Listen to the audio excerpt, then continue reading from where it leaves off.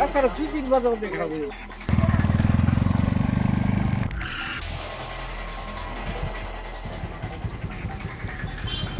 ইটের ভিতরে সুরকির ভিতরে এখন দুনিয়ার ভালো সে মিশালা সঠিকভাবে চাইলা যাতে করে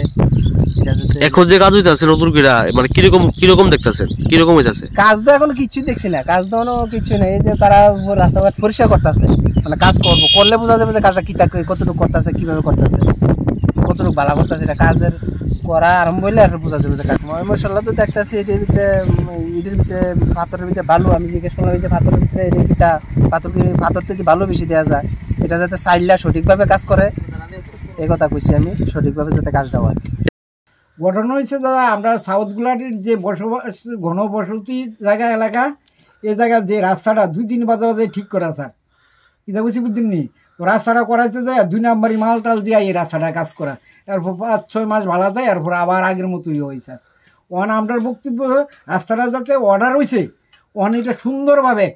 আমরা যাতে বুক করতাম পারি রাস্তাটা দিয়ে আসা যাওয়া করতাম পারি তার জন্য আমরা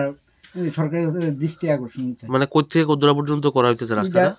বাজার থেকে গোলাহাটি বাজার থেকে সিপাহীজলা মূর্ছা পর্যন্ত।